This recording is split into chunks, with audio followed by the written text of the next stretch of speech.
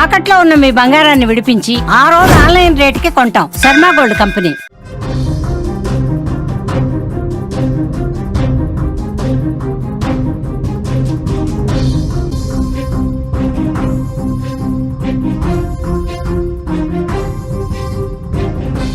భద్రాద్రి కొత్తగూడెం జిల్లాలో దారుణం జరిగింది. యువతి ప్రాణం తీశాయి పెళ్లి చూపులు. గుడికి వెళదామని నమ్మించి ఓయో రూమ్కి తీసుకెళ్లాడు. శారీరకంగా లోబరుచుకున్నాడు కాబోయే భర్త. వేధింపులు భరించలేక యువతి ఆత్మహత్యకు పాల్పడింది. ఒంటిపై గాయాలతో కుటుంబీకులకు అనుమానం వచ్చింది. యువకుడిపై కేసు నమోదు చేశారు పోలీసులు. దర్యాప్తు చేస్తున్నారు. అసలు రోజు రోజుకి అఘాయిత్యాలు, నేరాలనేవి చాలా భయపెడుతున్నాయి. ఎక్కడ చూసినా ఇలాంటివే కనిపిస్తున్నాయి. పెళ్లి పేరుతో జరుగుతున్న వేధింపులు, ఆ తర్వాత చోటు చేసుకుంటున్న విషాదాలు చూస్తుంటే నిజంగా ఈ సమాజంలో ఇలాంటి దరిద్రులు ఇంకా ఉన్నారా అనిపిస్తుంది. తాజాగా భద్రాద్రి కొత్తగూడెం జిల్లాలో జరిగిన ఒక సంఘటన దీనికి నిదర్శనం. పెళ్లి చూపుల పేరుతో జరిగిన పరిచయం ఒక యువతి ప్రాణాలు తీసింది. భద్రాద్రి కొత్తగూడెం జిల్లా టేకులపల్లి మండలం వెంకటయ్య తండాకు చెందిన తుల్లిక శ్రీకి లక్ష్మీదేవపల్లి మండలం సీతారాంపురానికి చెందిన బిచ్చాతో 3 నెలల క్రితం పెళ్లి చూపులయ్యాయి. ఇద్దరు ఇష్టపడటంతో వారి కుటుంబాలు కూడా నిశ్చితార్థానికి రెడీ అయ్యారు. నిశ్చితార్థానికి ముందే అంతా విషాదంగా మారింది.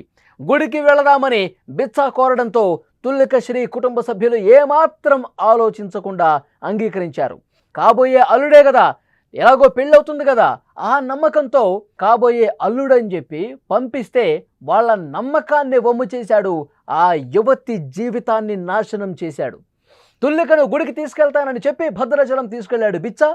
ఆమెను ఒక ఓయో రూమ్కి తీసుకెళ్లాడు. ఇద్దరం ఎలాగో పెళ్లి చేసుకుంటున్నాం, ఇద్దరం ఎలాగో కలిసే బతికేది అని నమ్మించాడు. బలవంతంగా శారీరకంగా లోబరుచుకునే ప్రయత్నం చేశాడు.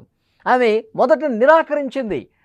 ఇది కరెక్ట్ కాదు, మనం ఇలా ప్రైవేటుగా ఉండొద్దు అని చెప్పింది. ఎలాగో ఒక మంత్లో మనం పెళ్లి చేసుకోబోతున్నాం, మనం కలవబోతున్నాం, కలిసి జీవితం కొనసాగబోతోంది, ఇంకెందుకు భయం అని ఒత్తిడి చేశాడు.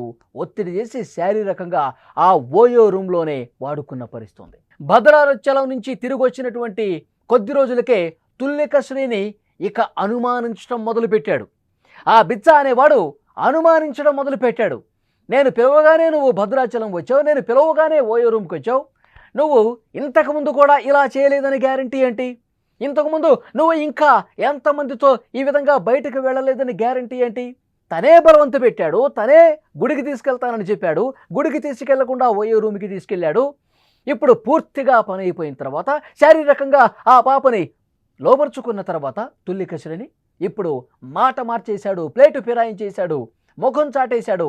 నేను నిన్ను పెళ్లి చేసుకోను, నాకు నువ్వు వద్దు, నువ్వు ఇప్పుడే ఈ విధంగా ఉంటే నువ్వు గతంలో ఏం చేసుంటావు, ఎంతమందితో వెళ్ళుంటావు అంటూ ఈ విధంగా మానసికంగా వేధింపులకు గురి చేశాడు బిచ్చ అనే వెధవ.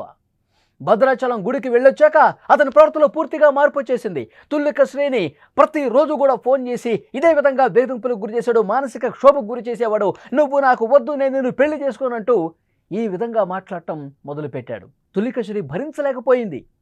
తుల్లిక శ్రీ ఈ మానసిక వేదనను తట్టుకోలేకపోయింది. తీవ్ర మనస్తాపానికి గురైంది.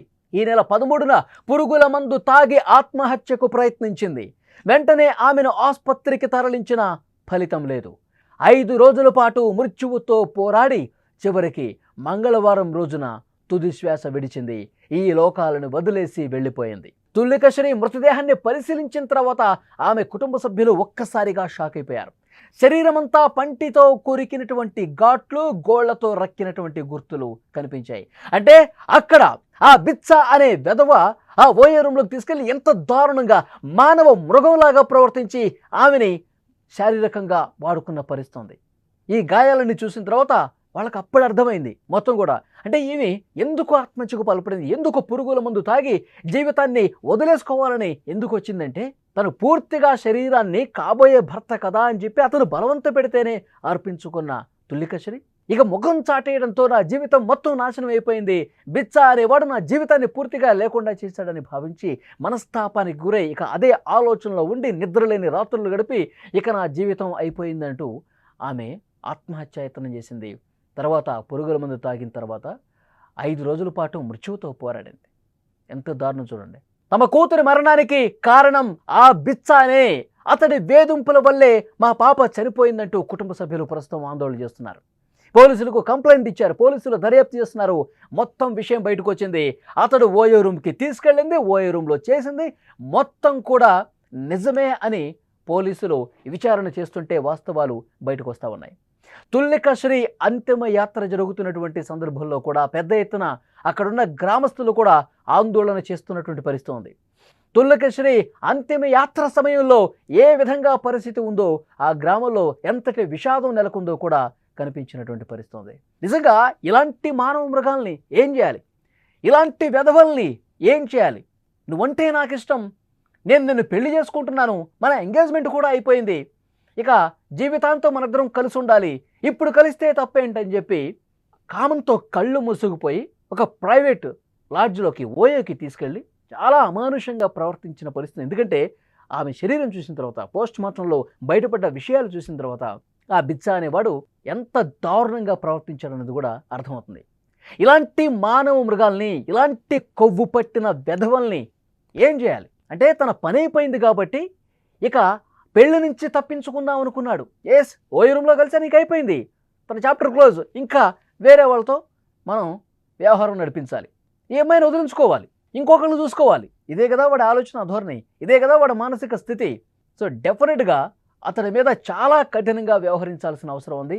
బిచ్చాని జైల్లో పెట్టి మేపటం కాదు, అలాంటి వెధవల్ని ఇంకా కఠినంగా శిక్షించాలని చెప్పి ఆ కుటుంబ సభ్యులు ప్రస్తుతం డిమాండ్ చేస్తున్నారు. కన్న కూతురుని వాళ్ళు కోల్పోయి చాలా బాధలో ఉన్నారు. నిజంగా ఎంగేజ్మెంట్ అయిపోయింది, రేపు పెళ్ళి అవుతుంది, కూతురు బాగుంటుంది లైఫ్ అని చెప్పి వాళ్ళందరూ భావించారు. కానీ ఇలా అర్ధాంతరంగా వదిలేసి వెళ్ళిపోయి కడుపు కోత మిగులుస్తుంది చెప్పి ఎవరు భావించలా ఆ కుటుంబ సభ్యులు. అంటే అక్కడ పెళ్లి చూపులు అయిపోయాయి, అప్పుడు పరిచయం ఏర్పడింది, కాబోయే భార్యాభర్తలు వాళ్ళు మాట్లాడుకుంటారు కదా, వాళ్ళు కలిసి అటు గుడికో ఇట్లా సరదాగా వెళ్ళొస్తారు కదా అని చెప్పి అనుకున్నారే తప్పించి ఇంత దారుణం జరిగిపోతుంది, నా కూతుర్ని ఈ విధంగా అన్యాయం చేస్తాడు, మానసికంగా ఇంత క్షోభకు గురి చేస్తాడని చెప్పి తల్లిదండ్రులు భావించాల. కానీ ఇది నిజంగా ఒక హెచ్చరిక లాంటిది తల్లిదండ్రులకు కూడా. ఎందుకంటే పెళ్లి చూపులు అయిపోయాయి కదా అని చెప్పి వాళ్ళని స్వేచ్ఛగా వదిలేస్తే ఇలాంటి దారుణాలే జరుగుతాయి అనటానికి ఒక నిదర్శనంగా నిలిచింది. అందరూ కూడా అలర్ట్గా ఉండాల్సిన అవసరం ఉంది.